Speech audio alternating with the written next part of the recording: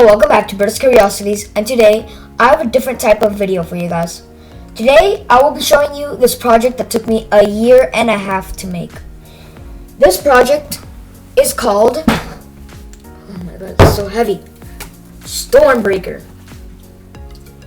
I might have said that I was making a Stormbreaker in some videos ago. Well, it's true. Okay, so in this video, I will be showing you the different steps, stages, and a couple of photos I took during the making of Stormbreaker. Okay, so the first thing we had to do to create our very own Stormbreaker was go into Thingiverse and download a 3D printed version of it. We had the idea of 3D printing the axe and hammer, and then just making our own vines, handle, and something that could help it go and stick together. Like something that would combine the axe and hammer and the handle. Because of course we didn't have Groot. Okay, so since we didn't have Groot, we downloaded so we got Thingiverse, right? We downloaded Stormbreaker. A really good detailed Stormbreaker. We 3D printed the axe and hammer, and we also made this. This would hold the handle, vines,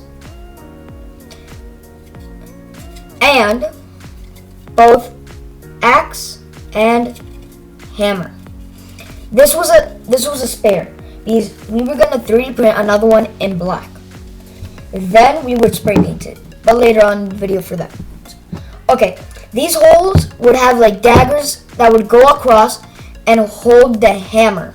The handle. It would go it would go through the handle, giving it more support, and also holding the axe and hammer. Okay. So that was done. What's next? Well, of course, we would have to see how much sanding would need to be done to fit the hammer right here, the handle right here, but also how much bigger or more sanding it would need in the inside for the actual piece, not this, the actual one would need to hold the hammer without it slipping out. We didn't want to make it too tight we didn't want to make it too tight that you couldn't pull it back out, but not too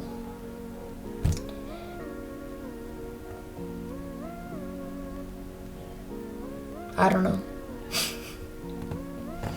We didn't want to make it too tight that it wouldn't come out, but we also didn't want to make it that it would fall out quickly. So we had to sand it a right amount of time that it would not fall out, but also stay in place hard. So you would have to rip it out. So we did exactly that. We put the handle in. We put the handle into the real one of this, and then we put the daggers in through half, and then another half through this way. Then we put super glue all over this place, and here too. Then we would push with the outside of the dowels, which would look like this technically. So pretend these are the dowels, right? It would need 2 and 2. So it would be like this, and then on the other side there would be sideways. So it would hold the axe on this side sideways. So that's why there's 4. It would also hold the handle in place, but only the top and bottom would hold the handle. The left and right won't. It would just go through the 3D printing. So this gave it more support and also held the deadliest parts together without falling out. Okay, So now, we're not done. We went to Home Depot. This was filmed before the quarantine. Okay, so we went to Home Depot and got some wooden rope, right?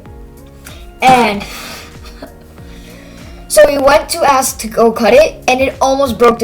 It broke like one chainsaw and one of the cutters because it was so old and so tough to break.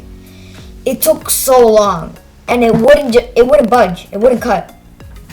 So it took like 30 minutes just to like cut it and get out of the place.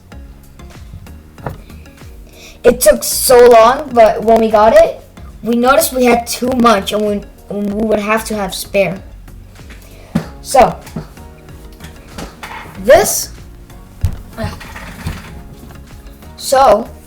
now pretend that this isn't there, right? The handle was peach, right? It wasn't dark. Alright, so our next step was to wind these. If you see very, very closely, let me turn it to the side. This down, where is it? This down here, this is not just filament or something. This is actually vine. And then a little bit of concrete glue or something like that. Okay, but if you see, just like the detail pieces in the movie, we put the X with fill, and look, on the top, there's not just concrete glue, but also vine. This would wrap around the whole top of the hammer and axe. This is what I was saying about earlier.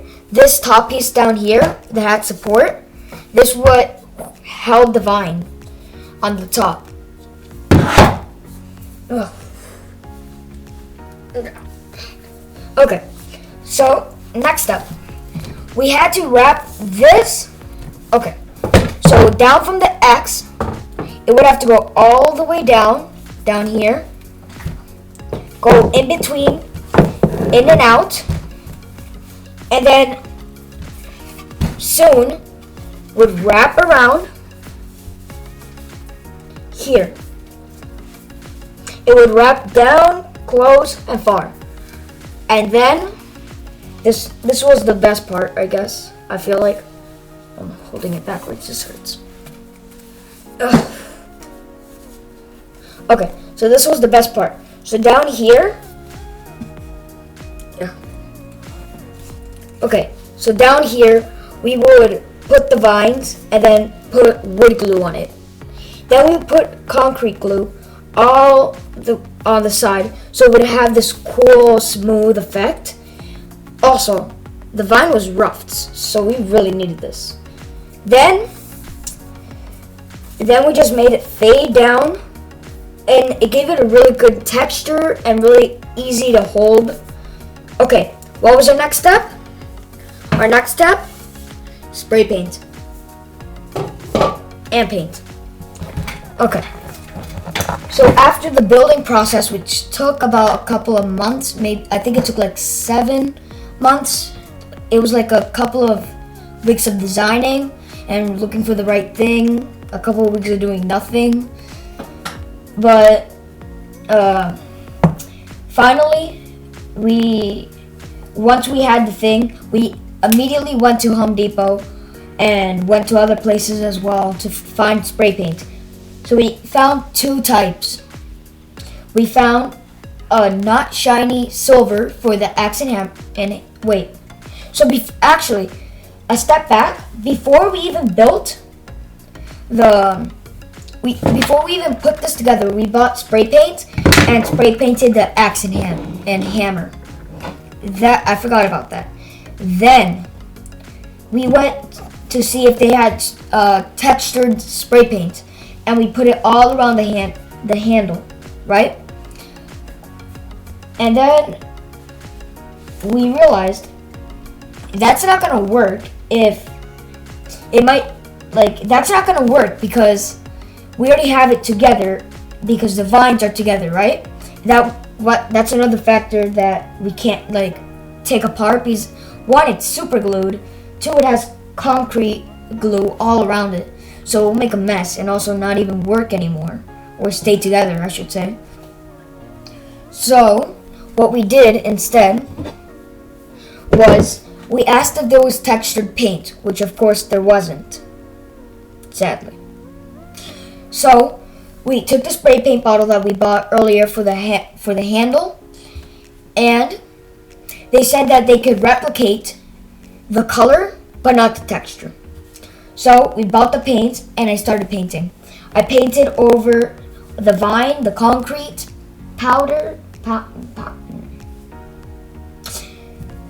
concrete glue, and the handle. Then we had to do it again and again. And then after like a month or so, because we were finishing the basement, coming soon, we were finishing the basement, it's now finished, and I finally said, what about Stormbreaker? We never finished it. So I went to go give it its final layer. It came out good. Then we realized then I realized it's kind of overpainted. The silver is it kind of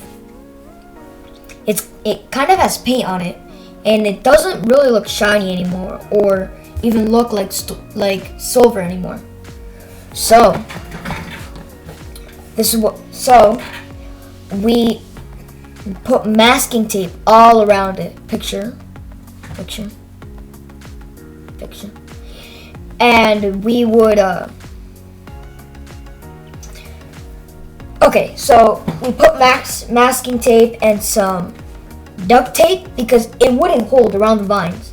That was risky because it could have taken off the paint around it could take off the brown paint, and we would have to do this all over again.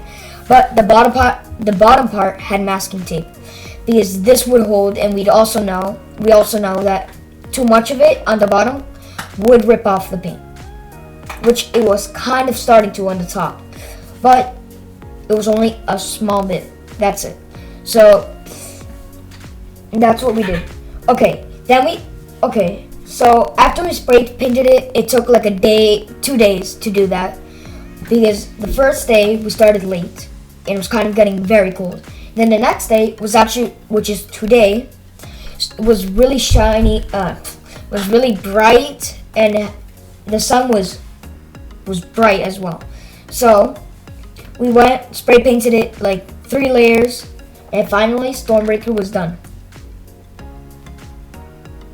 Okay, so our plans for Stormbreaker would be to hang it, because obviously it's 3D printed. It's not sharp. It wouldn't break anything. Something, if you drop it, it might break.